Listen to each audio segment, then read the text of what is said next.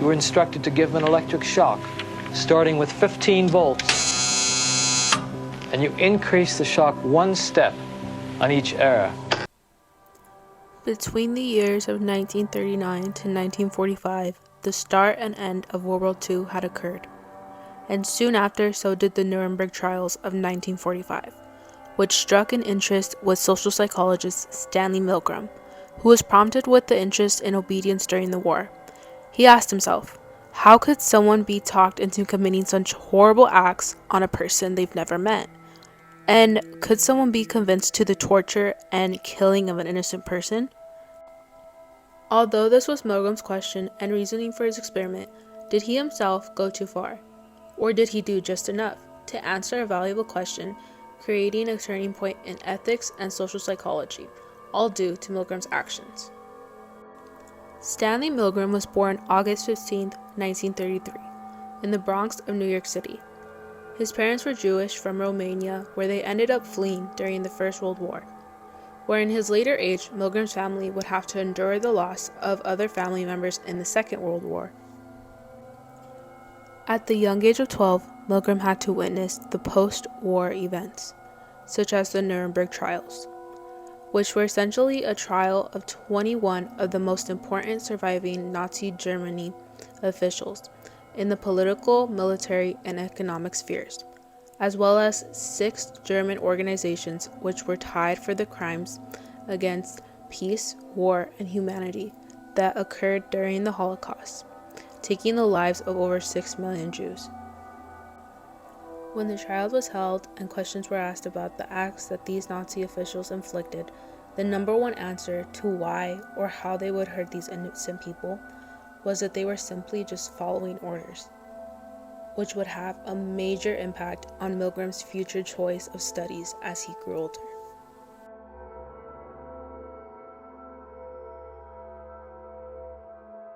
In the year 1960, Milgram was prompted for the position as an assistant professor of psychology at Yale University, where he did his research and grew an interest in the topic of obedience.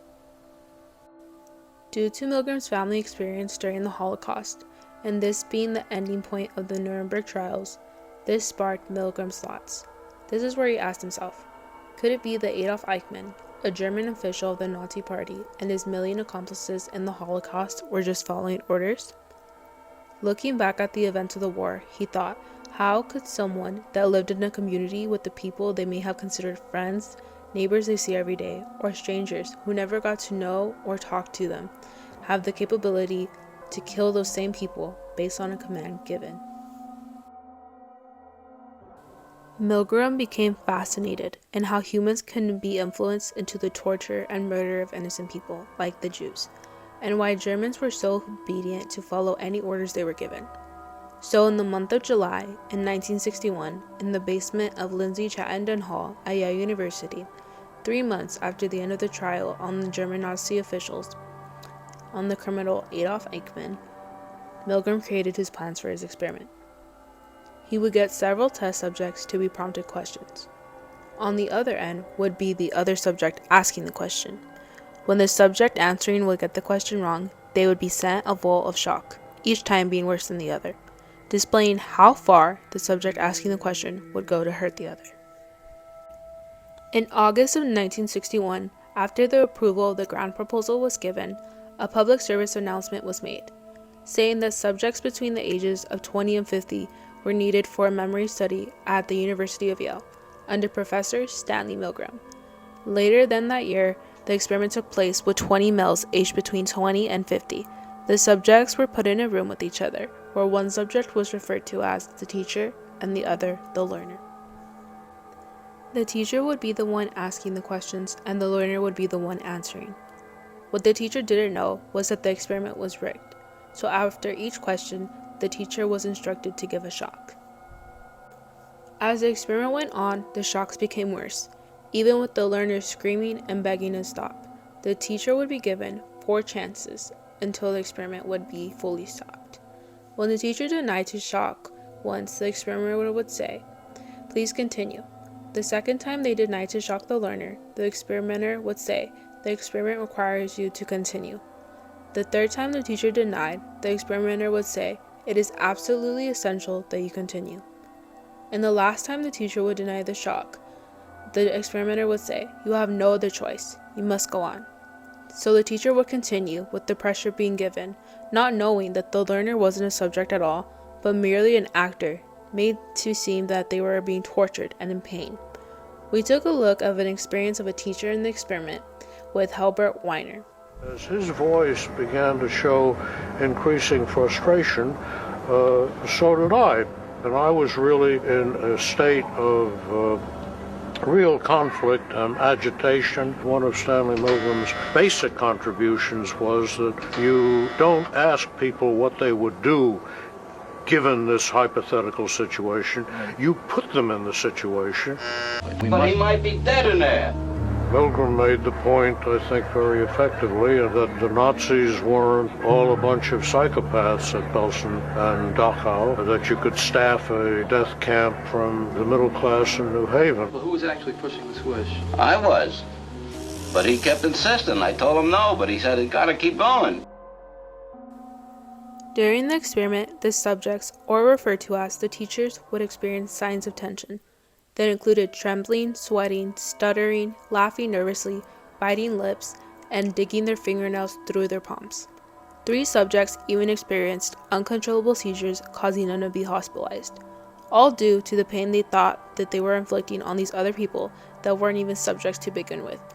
Even so, it is shown that 79% of the teachers kept going until the end of the experiment, where they reached the highest voltage of 450 volts placed on the learner. Though these events took place, Milgram argued that it was under the teacher's control, and whether they followed authority or not.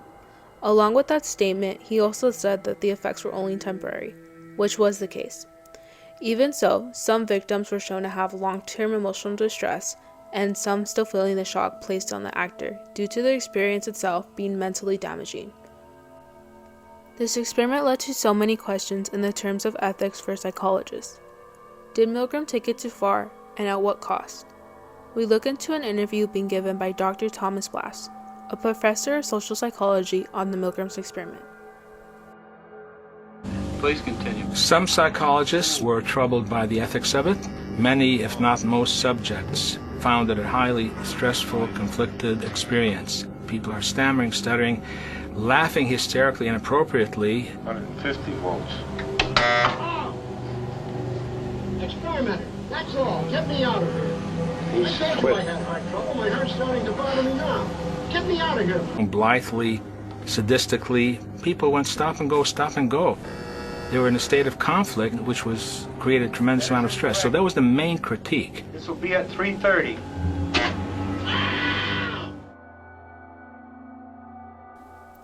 In the year 1963, the Milgram's obedience study was found to be breaking many rules in the APA, a code of conduct and ethics for psychology, leading to the code of informed consent, deception, and protecting from psychological harm to be strengthened and changed to a stricter extent, to which in today's age would lead to an experiment just like Milgram's to never be approved. Even so, this experiment left behind 2 major turning points, and not just ethics, but in the way social influence regarding obedience can affect how far we as humans are willing to go to obey a command, no matter who or how it hurts someone. Now think about today and how obedience is displayed. We as Americans send troops to fight our wars. To the other side, we're known as evil. But aren't we just following orders?